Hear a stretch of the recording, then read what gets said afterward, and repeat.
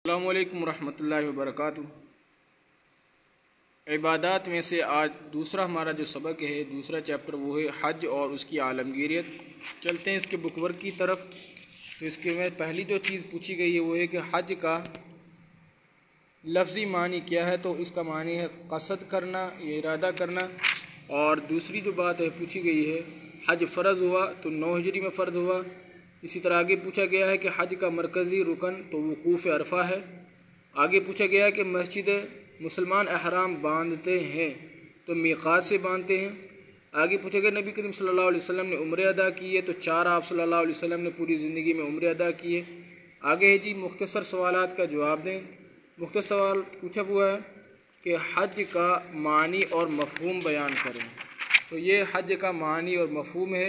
हज का लफ्ज़ी मानी है कसद करना, यहाँ से लेकर मनासिक हज अदा करता, यहाँ तक ये इसका पहला जो मुख्तसर सवाल है वो आ गया है। आगे है जी इसका दूसरा शॉर्ट सवाल, हज के बारे में एक आयत का तर्जमा। तो हज के बारे में एक आयत का तर्जमा जो है वो ये यहाँ पर लिखा हुआ है, वलिल्लाहि अलन्नासि हिज्जुल बैति मन इस्ततआ इलैहि सबीला। वलिल्लाहि और अल्लाह ही के लिए, अलन्नासि लोगों पर, अला पर, अन्नासि लोगों पर, हिज्जुल बैत हज अलबैत बैतुल्ला, बैतुल्ला का हज करना या उस घर का हज करना, मन उस शख्स के लिए इस्ततआ जो ताकत रखता हो इसकी इलैहि इसकी तरफ, सबीला रास्ते की। तो ये लफ्ज़ी जो तर्जमा है वो बतला दिया गया है बामुहावरा जो लिखा हुआ है। और अल्लाह के लिए ही लोगों पर उस घर का हज करना फ़र्ज़ है जो कोई भी इसकी तरफ जाने की इस्तिताअत रखता हो, ताकत रखता हो। जी अगला जो सवाल उन्होंने पूछा हुआ है, मर्द और औरत के अहराम में क्या फ़र्क है। तीसरा जो सवाल है, मर्द और औरत के अहराम में क्या फ़र्क है। तो ये उसका जवाब है, यहाँ पर ये 3 मैंने लिखा हुआ है। औरतों का अहराम उनका आम लिबास और मर्दों का अहराम 2 चादरें होती हैं।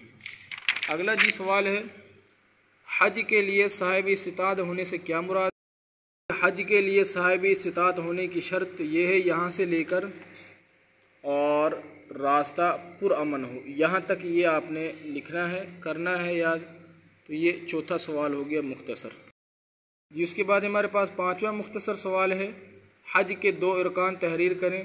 तो ये सही करना, ये यहाँ पर हज का जो तरीक़ा है, यहाँ पर मैंने जो ये इरकान जो लिखे हुए हैं तो ये सब के सब ये हज के इरकान कहलाते हैं। जैसे वक़ूफ़ अरफ़ा ये भी इरकान है, मुज़दलिफ़ा रवाना होना ये भी इरकान है, और इसी तरह तवाफ़ ज़ियारत करना ये भी इरकान है। आप इसको जब पढ़ेंगे तो आपको यहाँ पर हज के अरकान जो हैं वो मिल जाएंगे। वो ये आगे तफसीली सवाल है दिया हुआ है कि हज का तरीक़ा बयान करें। तो ये हज का तरीक़ा यहाँ पर लिखा हुआ है। आपने ये पूरा पैरा जो है, आज़मीन हज 8 ज़िलहज्जा यौम तरविया को फ़जर की नमाज के बाद यहाँ से लेकर और यहाँ तक आयत तो भी दुरुस्त है, ये जो है पूरा पैरा आपने करना है यहाँ तक जहाँ तक कि निशान लगा हुआ है। तो ये हज और उसकी आलमगीरियत, उसकी मश्क जो है पूरी तफसीली सवालात और जवाबात हो गए हैं। आगे जो है इंशाअल्लाह अज़ीज़ अगले चैप्टर के साथ फिर नए सबक के साथ मिलेंगे। तब तक के लिए अल्लाह हाफ़िज़। अस्सलामु अलैकुम व रहमतुल्लाहि व बरकातुहू।